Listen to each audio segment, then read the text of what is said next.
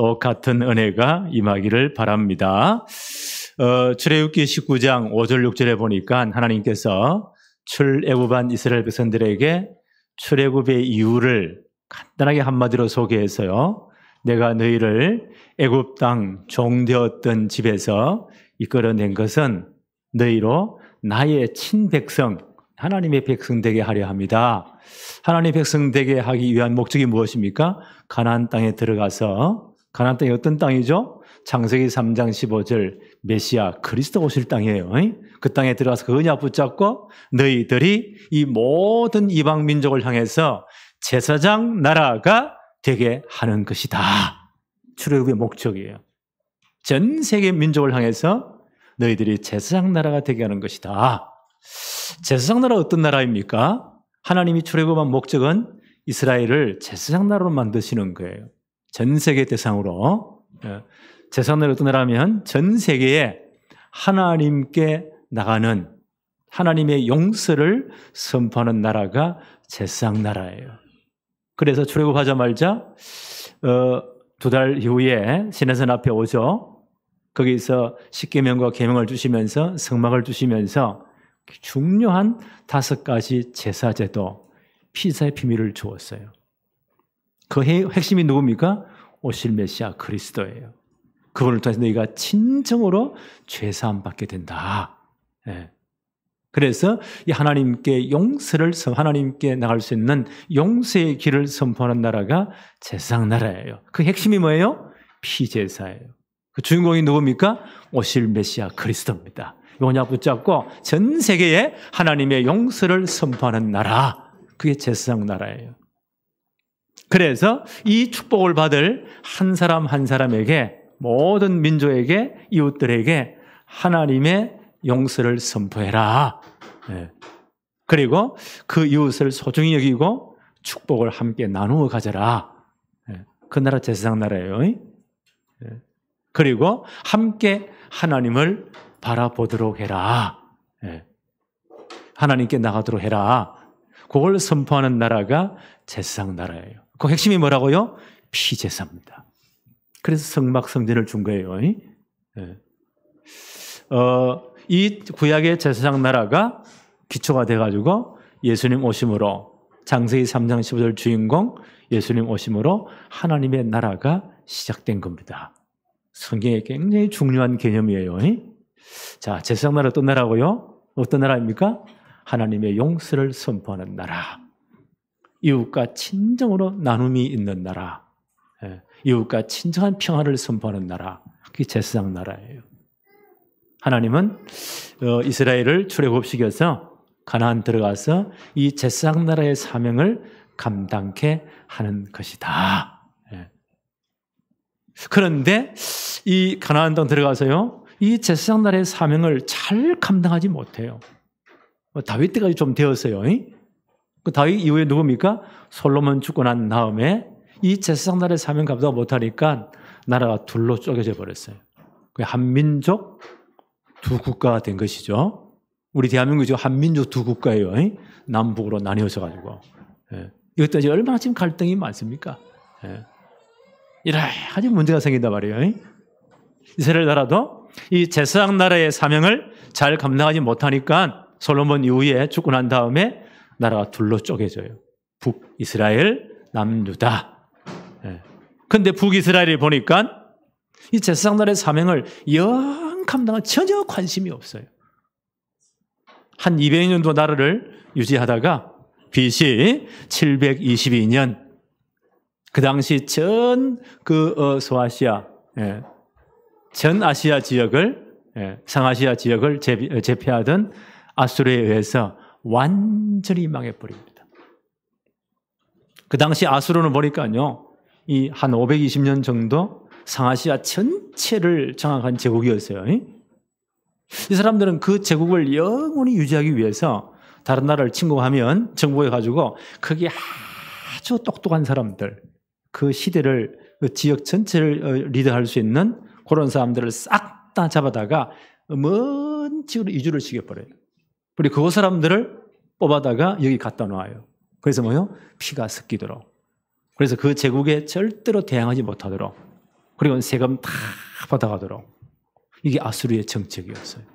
북이스라엘에 진짜 똑똑한 사람들이 싹 다 잡혀가 갈대아 전체로 북방으로 싹 터져버려요. 그들은 못 돌아와요. 그리고 거기에 있는 사람들을 전부 다 뽑아다가 이스라엘에 집어넣어요. 그래서 사마리아인이 형성된 거예요. 피가 섞이고. 그러니까 자연적으로요, 종교가 다 엉망되겠죠. 그러기를 몇백 년 흘러온 거예요.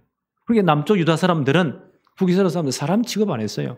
저들은 전부 여호와의 신앙을 배반하고 피가 다 섞이고 하나님의 신앙을 전부 다 팔아버린 놈들, 재수 없는 놈들, 그래 취급했어요.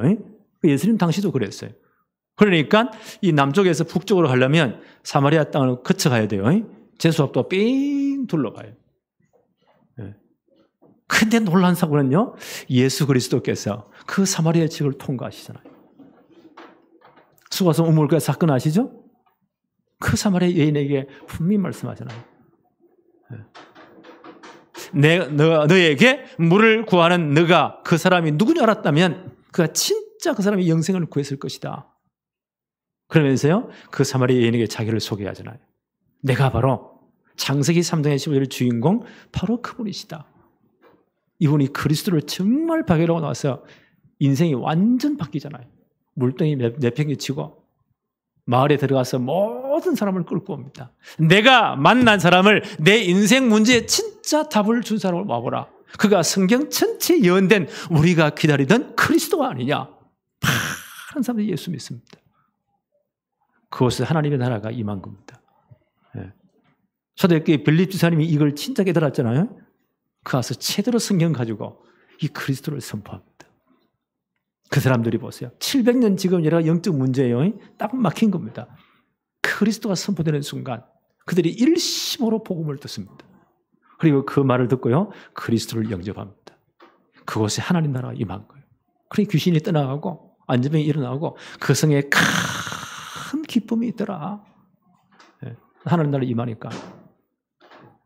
그런데 과거로 거꾸로 올라가서 이 북이스라엘에 보세요. 나라 쪼개지고 난 다음 세상 나라의 사명에 전혀 관심 없어. 그 예배에 관심 없다는 말이에요. 피제사에 관심 없다는 말이에요. 지금 우리식으로 해석하면요, 복음에 전혀 관심이 없다는 말이에요.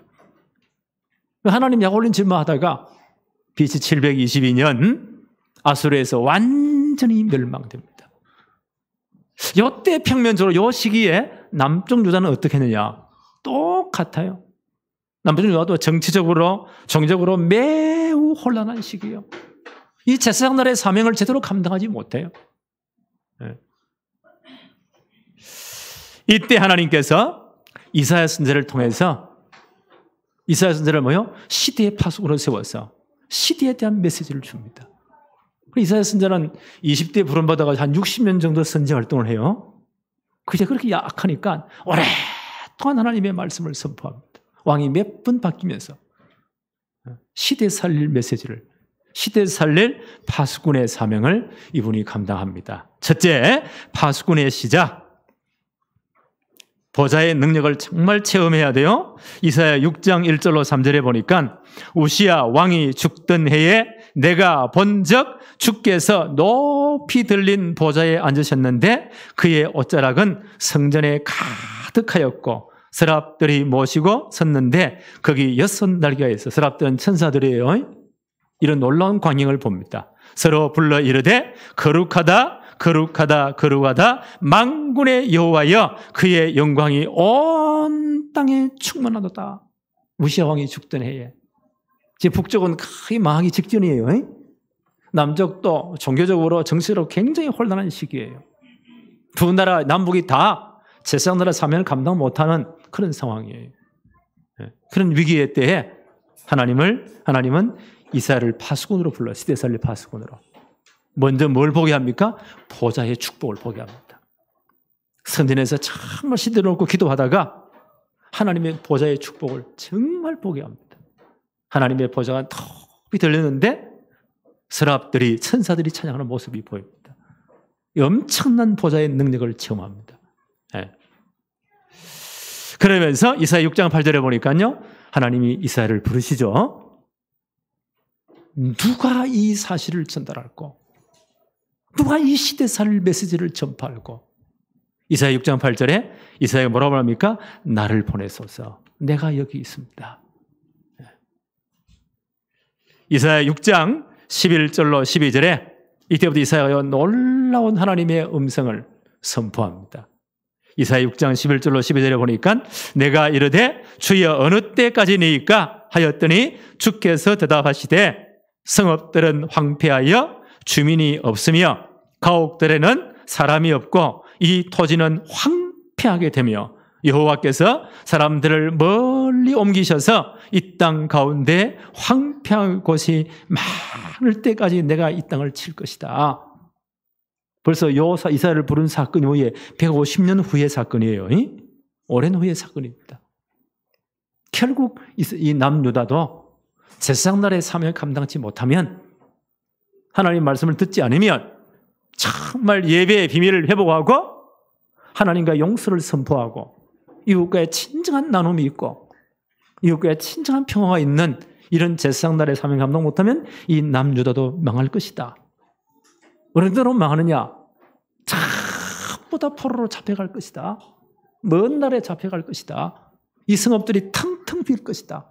그리고 이 땅이 황폐하게 될 것이다. 요 예언 이후에 남유다도 보세요. 결국 하나님 말씀 안 들어요. 창세기 3장 15절의 비밀은 피제사의 비밀 그리스도를 놓쳐버려요. 그러니까 우상 숭배에 타락에 빠집니다.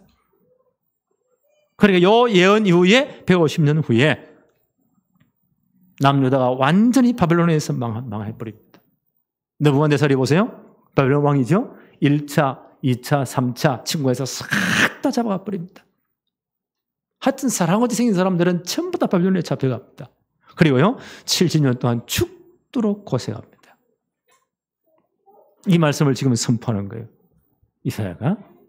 그러면서 하나님의 징계만 선포하는 것이 아니고요. 뭘 선포합니까?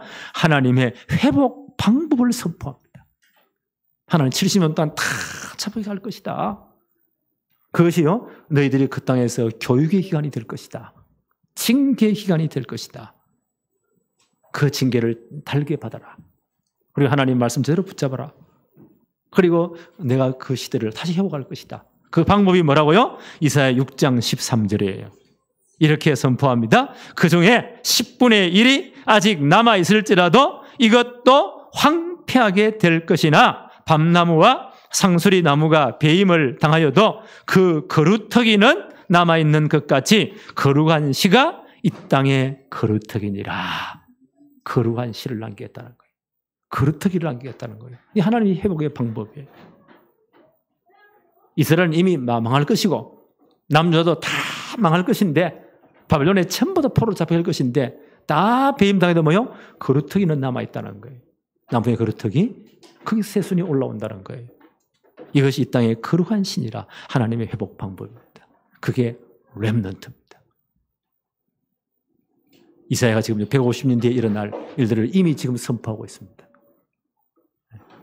결국 너희들이 피 언약 붙잡지 못하고 그 부분이 누굽니까? 창세기 3장 11의 주인공 그리스도입니다. 그 피제사 놓쳐버리고 예배를 놓쳐버리고 너희 사명을 놓쳐버리면 잡혀갈 것이다. 70년 죽도록 고생할 것이다. 하나님의 교육기간이에요. 그럼 다시 하나님은 회복할 것이다. 누굴 남긴다고요? 거루터기를 남길 것이다. 렘넌트를 남길 것이라는 거예요. 그들로서의 역사를 회복할 것이다. 그래서 또 몇십 년 후입니다. 한 100년 후입니다. 예레미야 선지자는 남유다가 망할 때 그때 눈물을 흘리면서요. 그 민족이 망하는 모습을 봤잖아요. 하나님의 토단 역사 경영은요. 이 바벨론을 일으켜서 아수르를 망하게 하고 바벨론이 전 세계를 지금 장악하는 거예요. 거기에 가장 그 왕이 뭐냐? 느부갓네살 왕이에요. 느부갓네살 왕. 세계에서는 그렇게 나와요. 이 사람을 일으켜서 전 지역을 다 장악합니다. 그때 예루살렘에 보세요. 1차, 2차, 3차 다 포로돼 가는 겁니다. 잡혀갈 것이다. 하나님 역사 경영이다. 그래서 너희들이 아예 바벨론에 항복해라. 피해를 최소한 줄이라. 근데 끝까지 남유다가 말을 듣지 않습니다. 그러다 비참하게 망해버립니다. 그 참 마지막 왕 히스기야 왕 보세요. 끝까지 계기다가 느부갓네살 이스라엘 전체를요 장악하고 예루살렘 성을 포위했어요. 마지막 예루살렘 성이 무너지면서 싹 다 성전 불태우고 성전 안에 있는 모든 성구들, 기면들을 전부 다 가져가고 그 당시에 일할 만 노동력 있는 사람들은 싹 다 잡아다 포로로 다 끌려갑니다. 그때 시대형의 왕이 보세요. 도망가다가 잡혀가지고 그 두 눈 뽑히고 마지막 눈이 뽑히기 전에 마지막 이 왕이 본 모습입니다. 아들들이 바벨론 군사에 전부 다 죽는 모습을 자기 모습으로 다 봅니다. 그리고 눈이 뽑힙니다. 얼마나 비참합니까? 그리고 발과 손에는요 새우랑 채가지고 끌고 수억리길을요 끌고 포로로 잡아가 버립니다. 이 모습을 예레미야가 전부 다 봤단 말이에요. 그 눈물이 솟는 겁니다. 간담이 다 녹는. 그래 지은 그 노래가 예레미야 애가입니다. 그 모습을 다 봤습니다. 그러면서 바벨론의 포로로 끌려가 있는 백성들에게 예레미야가 편지를 써보냅니다. 예레미야 29장 1절이에요. 선지자 예레미야가 예루살렘에서 이 같은 편지를 느부갓네살이 예루살렘에서 바벨론으로 끌고 간 포로 중 남아있는 장로들과 제사장들과 선지자들과 모든 백성에게 보냈는데 이 편지 내용입니다. 만군의 여호와 이스라엘의 하나님께서 예루살렘에서 바벨론으로 사로잡혀 가게 한 모든 포로에게 이같이 말씀하시느니라. 너희는 집을 짓고 거기에 살며 텃밭을 만들고 그 열매를 먹으라. 아내를 맞이하여 자녀를 낳으며 너희 아들이 아내를 맞이하며 너희 딸이 남편을 맞아 그들로 자녀를 낳게 하여 너희가 거기에서 번성하고 줄어들지 아니하게 하라. 너희는 내가 사로잡혀 가게 한 그 성읍의 평안을 구하고 그를 위하여 여호와께 기도하라. 이는 그 성읍이 평안함으로 너희도 평안할 것임이니라. 70년 포로생활 해야 되니까 하나님 원망하지 말고 그게 살아남아라는 겁니다. 텃밭을 가꾸고 나무를 심고 오랫동안 이제 집을 제대로 짓고 너희 아들, 딸을 장가 보내해서 가정을 일구어서 숫자가 줄어들지 않도록 하라. 그리고 철저히 회개하고 하나님 말씀 제대로 이제 징계를 받고 새로운 거듭난 사람들이 되어라. 라고 메시지를 줍니다. 네. 두 번째 봅시다. 파수꾼의 메시지, 이사야 선지자의 메시지입니다. 위기의 때에 중요한 말씀을 줍니다. 이사야 7장 1절로 2절이에요. 우시아의 손자 요담의 아들인 유다의 아하스 때에 아람 왕 르신 왕과 르말리아의 아들 이스라엘 왕 베가가 왕이 올라와서 예루살렘을 쳤으니 능히 이기지 못하더라. 자, 이 우시아 왕의 손자예요.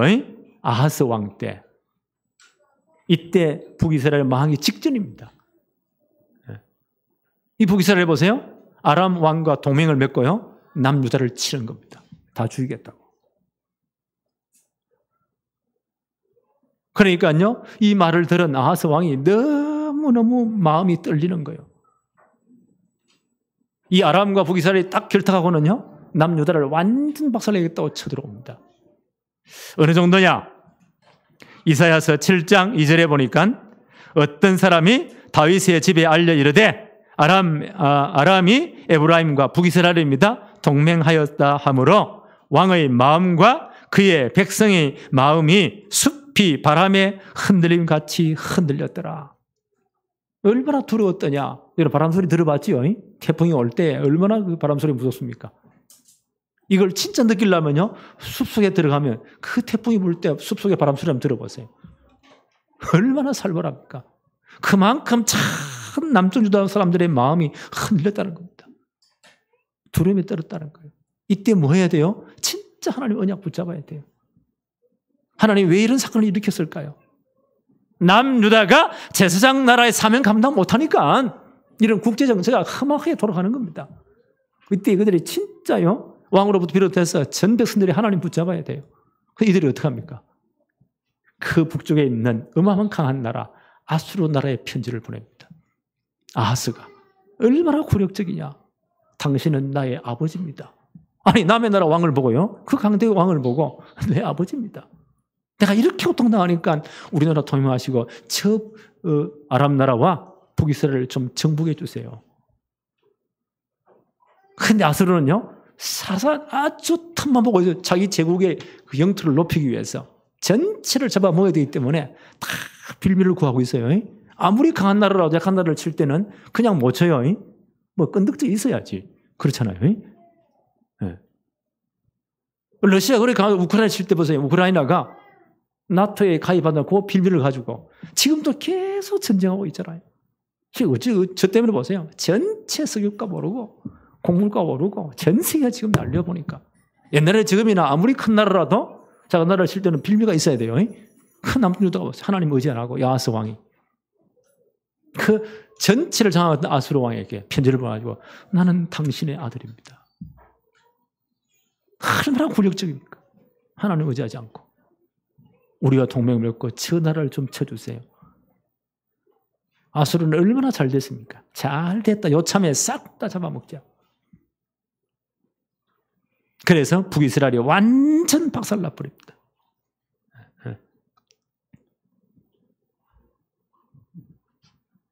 이때에 이사야 선지자는 아직까지 선지자도 하고 있어요. 아하스 왕이 이렇게 하나님의 뜻을 전달합니다. 이사야 7장 10절 11절 보니까 여호와께서 또 아하스에게 말씀하여 이르되 너는 내 하나님께 한 징조를 구하되 깊은 데서든지 높은 데든지 진짜 하나님의 징조를 구하세요. 하나님의 역사 경영은 여기까지입니다. 아수르가 아무리 강해도 북이스라엘까지입니다.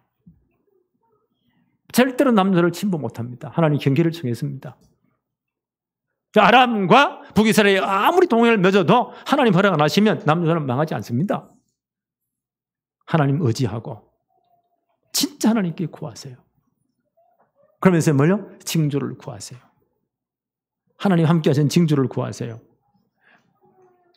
너는 내 하나님 여호와께 한 징조를 구하되 깊은 데서든지 높은 데서든지 아무리 큰 징조라도 구하세요. 하나님 징조를 구하세요. 그리고 진짜 하나님을 바라보세요. 세계의 경영은 나라의 모든 경계는 하나님이 정하십니다. 근데 아하스 어떡합니까? 나는 하나님 안 믿을 거야. 하나님의 징조를 안 구할 거야. 이사야서 7장 12절에 아하스가 이르되 나는 구하지 아니하겠나이다. 나는 여호와를 시험하지 아니하겠나이다. 나는 하나님 안 믿겠습니다. 하나님 징조로 구하라 했는데도 보세요. 왜 하나님보다 아수르가 더 커 보이는 거예요. 아수르 왕을 아버지로 섬기면서 온갖 아부를 당하면서 저 북이스라엘을 막아주세요. 하나님 의지하지 않겠다는 거예요. 이제 망하려면 이렇게 되는 겁니다. 그때 이사야가 말씀합니다. 이사야 7장 14절. 너무 유명한 말씀이죠. 그러므로 주께서 친히 징조를 너희에게 주실 것이라. 그러므로 주께서 친히 징조를 너희에게 주실 것이라. 보라, 처녀가 잉태하여 아들을 낳을 것이요 그 이름을 임마누엘이라 하라. 너무 유명한 말씀이죠. 가장 위기의 때. 이때 진짜 붙잡을 하나님의 징조는 장차 오실 메시아 그리스도입니다. 이 남유다가 제사장나라 사명 감당해야 됩니다. 그 제사장나라의 핵심은 뭐라고요? 피제사입니다. 피제사는 창세기 3년 15절 주인공 그리스도입니다. 이제 예배 회복하면서 피제사 회복하면서 참 백성이 오실 메시아 그리스도를 바라봐야 됩니다. 이것만이 진짜 징조입니다. 그런데 아하스 왕이 거부해버립니다. 그 이후의 왕들도요 거의 다 마찬가지입니다. 이사야가 얼마나 마음이 답답했겠어요. 이사야 40장 1절 2절 너희 하나님이 이러시되 너희는 위로하라 내 백성을 위로하라 너희는 예루살렘의 마음에 닿도록 말하며 그들에게 외치라 그 너희에게 때가 끝나고 그 죄악이 사함을 받았느니라. 그의 모든 죄로 말미암아 여호와의 손에서 벌을 배나 받았느니라 할지니라 하시니라. 남유다도 보세요. 끝까지 하나님 말씀 얻으니까 남유다가 망해버립니다. 그렇죠? BC 586년에 느부갓네살에 의해서 바벨론에서 전부 다 망해버리고 다 포로로 끌려가잖아요. 그런 중에 하나님은요 말씀으로 위로하고 답을 주라고 합니다. 이사야 40장 이 말씀은요 150년에 일어날 사건이에요. 포로로 잡혀갈 것이다. 70년 거기서 너희들이 정말 징계의 날을 겪을 것이다. 그때 너희들이 하나님 말씀대로 붙잡고 제대로 징계를 받으며 훈련받아라. 그 노역에 대해 끝나면 내가 너희를 다시 전부 다 포로 귀환 데리고 올 것이다. 이 메시지를 선포하라는 거예요. 회복의 메시지를 선포하라는 거예요. 이사야 40장 6절로 9절입니다. 말하는 자의 소리여 이르되 외치라. 대답하되 내가 무엇이라고 외치리까 하니 이르되 모든 육체는 풀이요 그 모든 아름다움은 들의 꽃과 같으니 풀은 마르고 꽃이 시들면 여호와의 기운이 그 위에 불미라. 이 백성은 실로 풀이로다. 풀은 마르고 꽃은 시드나 우리 하나님의 말씀은 영원히 선다고 해라. 이 하나님의 역사 경영이에요. 그 바벨론에 잡혀간 그 사람들이 보세요. 바벨론이 영원할 것지요? 아닙니다. 느부갓네살에 일어난 그 신바벨론 얼마나 그 큰 제국을 다 장악했잖아요. 그 어마어마한 제국도 70년 만에 망해버립니다. 이 하나님의 역사 경영이에요. 풀은 마르고 꽃은 시들지만 나 여호와의 말씀은 영원히 선다고 해라. 그 엄청난 제국을 이루었던 사람들은요 그 제국이 영원할 것이지만 영원하지 않습니다. 풀의 꽃과 같이 풀의 꽃이 아름다운 것 같이 싹 다 시들어집니다. 그러나 하나님의 말씀을 붙잡은 자는 영원히 설 것이다. 하나님의 말씀은 반드시 성취됩니다. 이사야서 40장 27절로 31절 이렇게 말씀합니다. 그래서 이 말씀 붙잡고 너희들이 진짜 기도해라는 거예요.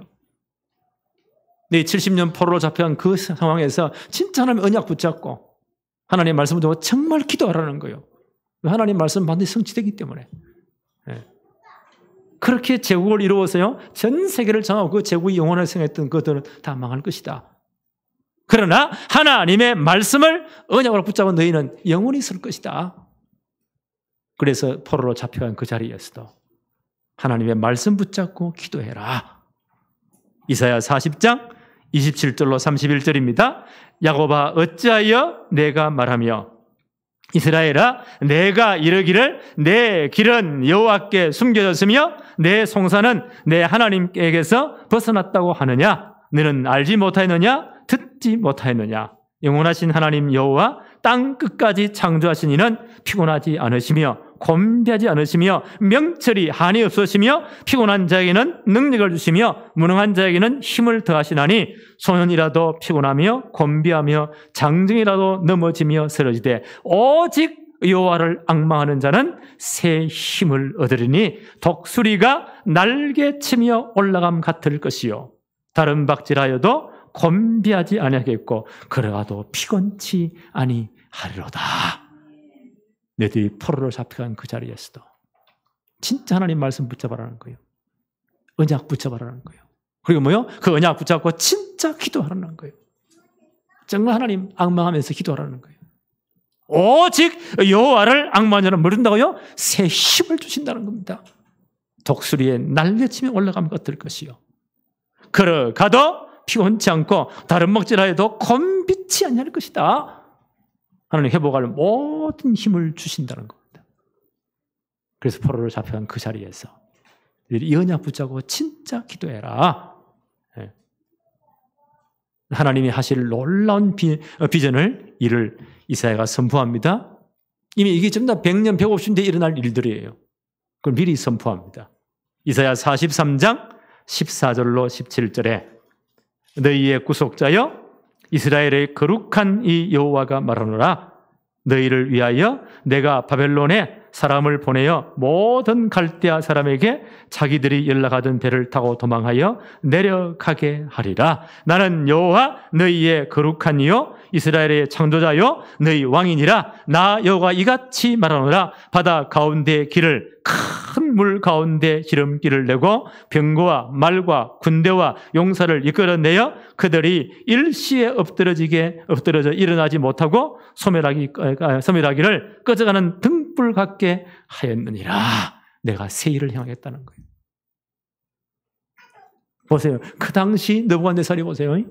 이사야가 이 말씀을 선지할 때 150년 뒤에 이래요.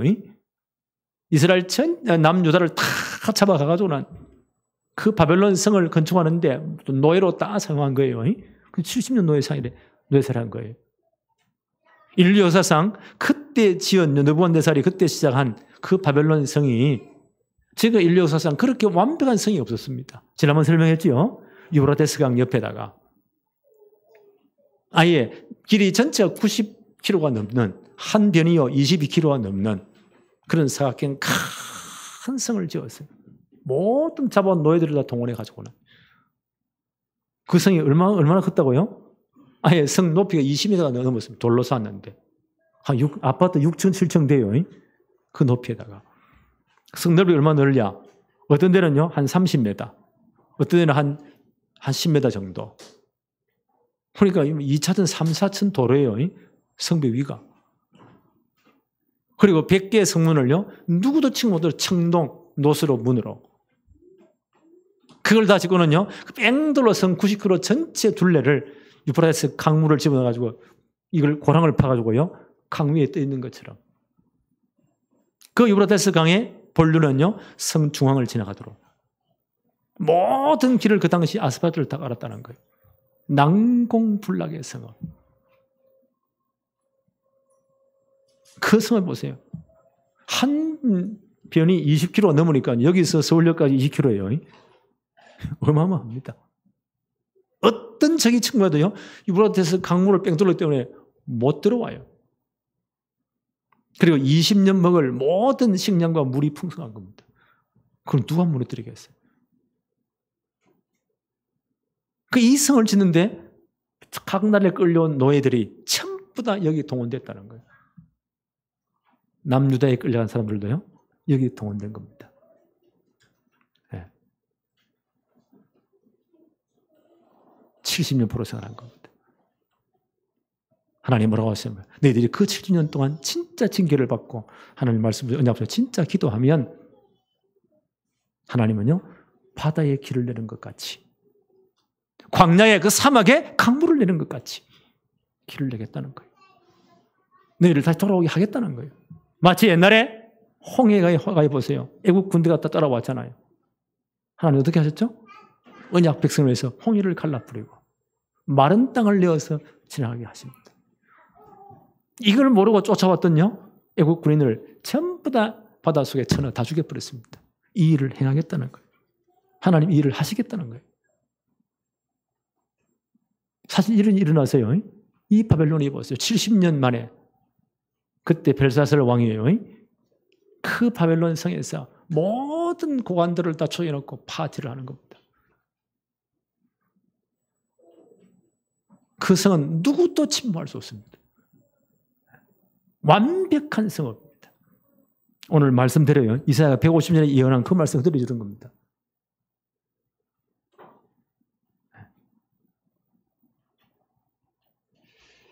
그 성이 보세요. 완전히 망해버립니다.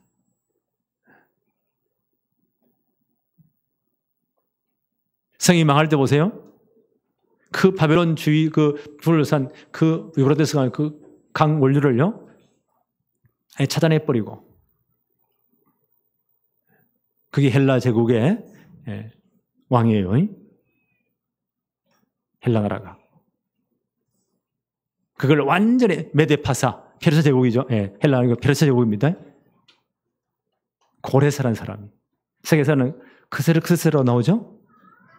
그 유브라데 본류 위를요 고랑을 100개나 넘겨파가지고 물을 빼돌려 버립니다. 그 물이 마르잖아요. 그걸 파고 들어와서 한순간에 바벨론을 싹 다 장악해버립니다. 이 말씀이 그대로 성취된 거예요. 풀은 마르고 꽃은 시듭니다. 인간이 세운 제국은요 다 사라지게 돼 있어요.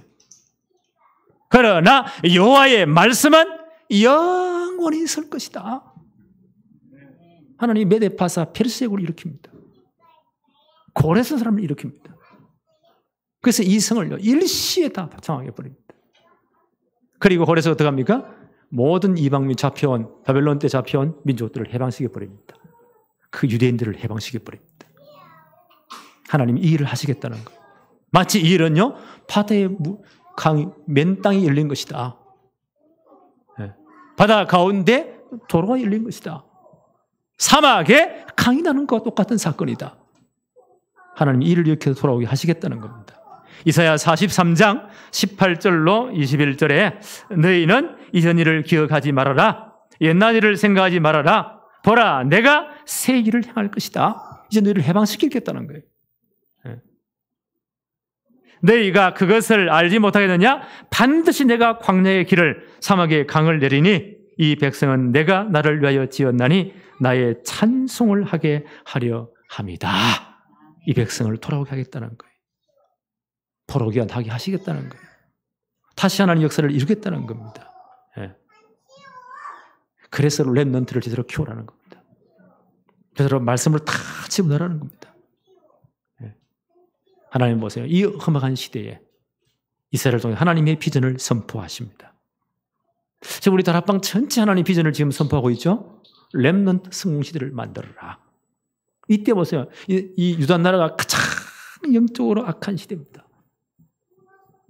세상 나라의 사명이 다 사라지고 피지사의 비밀이 사라지고 우리말로 하면요 예배의 비밀이 사라지고 가장 중요한 창세기 3장 15절의 주인공 그리스도의 비밀이 사라진 시대.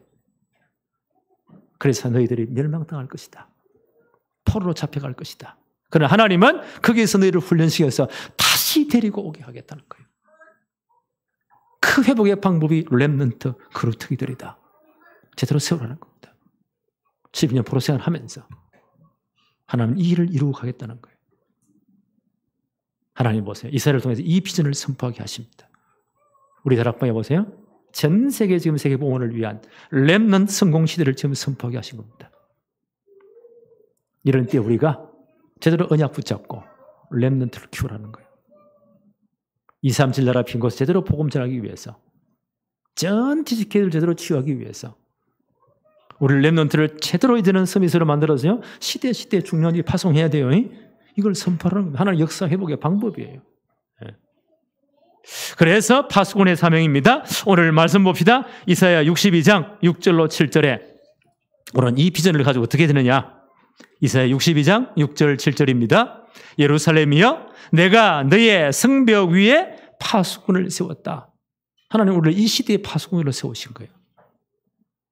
그들로 하여금 주야로 계속 잠잠하지 않게 하였느니라. 너희 여호와로 기억하시게 하는 자들아 너희는 쉬지 말며 또 여호와께서 예루살렘을 세워 세상에서 찬송을 받게 하시기까지 그로 쉬지 못하시게 해라. 하나님이 이 일을 반드시 이루시겠다는 거예요. 그래서 우리를 뭘로 세웠다고요? 이 시대의 파수꾼으로 세웠다는 거예요. 하나님이 이 일을 성취하시도록 하나님이 이 일을 반드시 이루시도록 주야로 계속 잠자지 말고 기도하라는 거예요. 주야로 이 언약 붙잡고 진짜 기도하라는 겁니다. 너희 여호와로 기억하시게 하는 자들아 너희는 쉬지 말고 기도해라. 하나님이 이 일을 진짜 기억하시고 역사하시도록. 그렇잖아요. 우리 지금 역사를 쭉 본 거예요. 좀 어렵지만 그 아수르 제국이 보세요. 그렇게 전 세계를 장악하고 아수르여 영원하라. 그것도 망해버렸어요. 그 핵심이 언약 붙잡은 자 중심이에요. 역사의 핵심이. 바벨론에 보세요. 그렇게 강한 나라가 보세요. 70년 만에 완전 박살나버렸습니다. 그대로 하나님은요. 언약대로 이스라엘 유다 백성들을 돌아오게 하셨습니다. 풀은 마르고 꽃은 시들지만 나 여호와의 말씀은 영원히 있을 것이다. 하나님의 언약은 반드시 성취되는 거예요. 세상 나라는 망하지만 어떤 일이 있어도요, 복음은 땅 끝까지 모든 족속에 전될 겁니다. 거기에 뭐요? 우리 렘넌트가 가장 핵심으로 쓰임받을 겁니다. 이걸 제대로 준비하라는 거예요.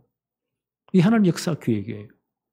그래서 이 사실을 놓고 뭐하라고요? 너희들을 이 시대의 파수꾼들이니까 하나님이 진짜 역사하시도록 내가 너희를 이 시대의 파수꾼으로 세웠다. 그들로 주야로 계속 잠잠하지 않게 하느니라. 기도하라는 겁니다. 주야로. 너희 여호와로 기억하시게 하는 자들아, 너희는 쉬지 말며 하나님이 늘 이 사건을 기억하시도록, 이 일을 기억하시도록 기도하라는 겁니다. 이사야 62장 7절에 또 여호와께서 예루살렘을 세워 세상에서 찬송을 받게 하시기까지 그로 쉬지 못하시게 해라. 하나님이 이 모든 언약을 성취하시도록 하나님이 쉬지 못하시도록 뭐요? 기도해라는 겁니다. 이게 우리의 사명이에요. 그렇죠? 이 시대의 파수꾼된 우리의 사명이에요. 하나님이 쉬지 못하시도록. 우리가 말씀을 주신 거죠? 말씀대로 다 그냥 붙잡아야 돼요. 그 말씀을 내 속에 편집하는 겁니다. 내 것으로 딱 만들어야 돼요. 그걸 붙잡고 뭐요? 하나님의 말씀이 진짜 성취되도록, 하나님이 정말 기억하시도록 기도하는 거예요. 그게 말씀 설계입니다. 그 말씀이 내 현장에 진짜 성취되도록 내가 디자인하는 거예요. 기도로서. 이걸 제대로 하라는 겁니다. 이사야 62장 10절로 12절입니다. 성문으로 나아가라, 나아가라. 백성이 올 길을 닦으라. 큰 길을 수축하고 수축하라. 돌을 제하라. 만민을 위하여 길을 들으라. 앞으로 전 세계 렘넌트 다 일어날 거니까 이제 어떻게 하라고요? 그 백성이 올 길을 닦아라. 큰 대로를 닦아라는 거예요. 오다가 넘어지면 안 되니까 돌을 전부 다 제거하라. 이들이 멀리서도 볼 수 있도록요, 만민을 깃발을 높이 들어라. 이사야 62장 11절에 여호와께서 땅 끝까지 선포하시되 너희는 너희 딸 시온에게 이르라. 보라, 내 구원이 이르렀느니라. 보라, 상급이 그에게 있고 보응이 그 앞에 있느니라 하셨느니라. 이사야 6장 12절에 사람들이 너를 이끌어 거룩한 백성이라. 여호와께서 구속하신 자라 하겠고 또 너를 일컬어 찾은 바 된 자요 버림받지 아니한 성읍이라 할 것이다. 네. 이들은 이 길을 준비하라는 겁니다. 우리말로 해석해 봅시다. 렘넌트 성공시대를 진짜 준비하라는 거예요. 정말 24시 기도하면서 이거 준비하라는 겁니다. 앞으로는 237 나라의 중요한 지역에요, 복음의 빈 곳에 청소년들 한 20대 정도 아이들을 불러와서 정말 훈련시켜야 됩니다. 가장 빠른 길이에요. 우리가 선교사를 내보낸다, 엄청난 소모를 해야 돼요. 그렇죠? 엄청난 시간 물질이 투자돼요. 가장 지금 글로벌 시대예요. 네. 오늘 제가 차를 몰고 여기까지 한 30분 걸렸는데요. 보면서 외국인들이 굉장히 많이 뛰어요. 드디어 우리나라 이제는요, 글로벌화, 전 세계 요원들이 다 몰려오는 겁니다. 어쩔 수 없는 시대 상황이에요. 네. 제가 전 세계에 많이 묵어봤잖아요. 한국 사람이 없는 곳이 없어요, 보니까. 얼마나 별난지 우리는요. 네. 원래 말이 맞잖아요. 비행기는 떠드는 사람 한국 사람이야. 전부 다 한국말이. 공항 내려봐도 하여튼 큰 소리 치는 사람 전부 다 한국 사람이야. 이야, 이렇게 돌아다니는구나. 전 세계 영장이 다 미쳐 있어요. 그래서 우리는 이런 채널을 이용해서요, 237의 중요한 지역에 있는 청소년 가운데 진짜 사명자들을 불러와야 됩니다. 왜 20대냐? 우리 말을 배워야 되기 때문에. 우리 RTS 한번 가보세요. 다민족이 엄청 많이 와 있어요. 아이들 특징이 뭐냐? 한국말을 너무너무 잘해요. 그 아이들이 목요일마다, 지금 코로나 때문에 못하지만 옛날에는요, 그 지역 마을 전체 시골 마을에 전도하러 캠프하러 나갔거든요. 이 흑인 아이가, 그 아이가 이제 그 캠프 팀장이에요. 식당에 이제 예약을 간다고요. 쑥 들어가니까 식당 일하는 아줌마가 외국인의 까만 아이가 하나 싹 들어오니까요, 말을 못해, 어쩔 줄 모르고 말을 못하는 거예요. 그러니까 이 친구 하는 말이, 아주머니 여기에 10명 식사하러 와야 되니까 예약해야 됩니다. 아줌마가 깜짝 놀라서 그러냐고. 어떻게 홍보를 잘하냐? 제가 다락방하는 사람이에요. 아주머니 예수 믿어야 돼요. 이러고 지금 돌아다니고 있습니다. 제가 강의하면서 시험 이제 제출하잖아요. 문제를 내잖아요. 그 다민족 아이들이요, 맞춤법부터 띄어서기까지 우리 아이들보다 더 정확한 아이들이 있어요. 이야, 이 하나님 은혜구나. 우리 신학교 집어넣으면 한 5년 만에 이렇게 싹 다 변화되어 버립니다. 이 목사님 메시지를 100% 전체 다 이해를 해요. 자기들은 몰라 얼마나 통역을 잘하는지 몰라요. 이런 요원들을 만들어가지고요, 파송하는 겁니다.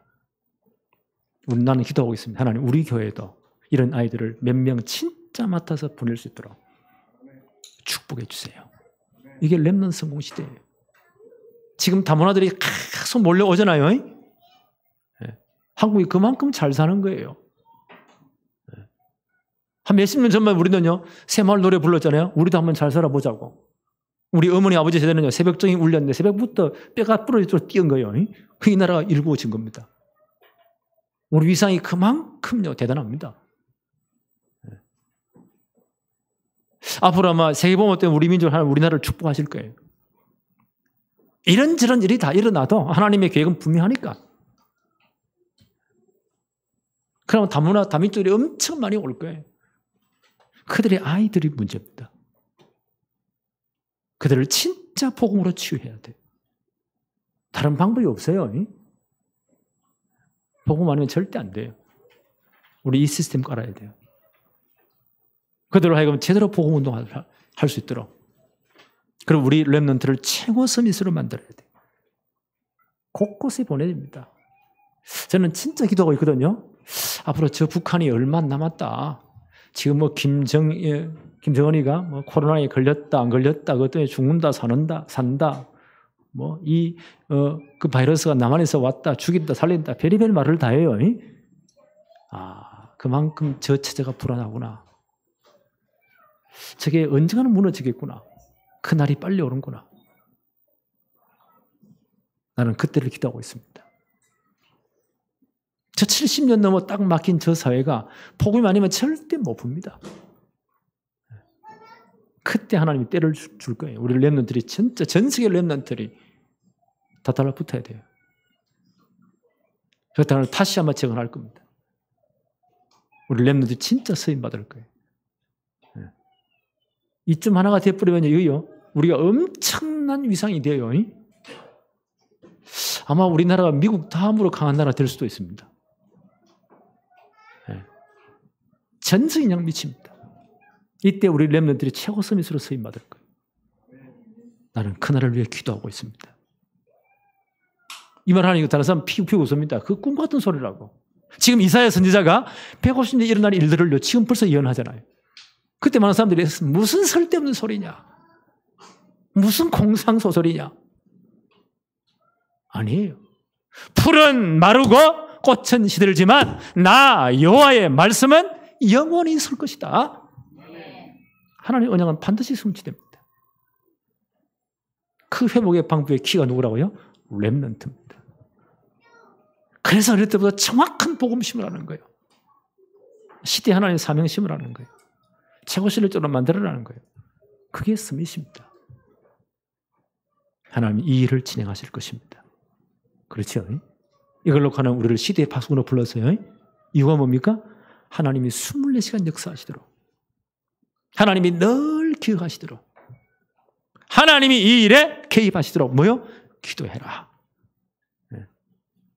하나님 이 일을 우리 다락방 전체를 통해서, 우리 교회를 통해서 하나님 이 일을 하실 겁니다. 상급이 그에 있고 보응이 그 앞에 있느니라. 하나님 모든 걸 다 준비해놨습니다. 오늘부터 이 축복이 우리의 것이 되어지기를 바랍니다. 하나님 아버지 감사합니다. 오늘도 이스라엘 선지자를 통해서 이스라엘 선지자 그 이후에 100년, 150년 후에 놀라운 하나님의 일을 선포하면서 하나님의 비전을, 하나님의 계획을, 언약을 선포하게 하신 것 감사합니다. 우리 다락방 운동을 통해서 앞으로 마지막 시대에 세계 복음화 하실 것 우리가 확실히 믿습니다. 그 주역이 렘넌트들임을 믿습니다. 하나님 우리 교회에 맡겨주신 이 렘넌트 성공시대의 사명을 놓고 우리가 시대의 파수꾼이 되어서 하나님으로 24시간 일할 수 있도록 하나님이 쉬지 않고 역사하시도록 하나님이 늘 기억하시도록 기도의 파수꾼이 되게 하여 주옵소서. 시대의 파수꾼들이 되게 하여 주옵소서. 예수 그리스도 이름으로 기도하옵나이다. 아멘.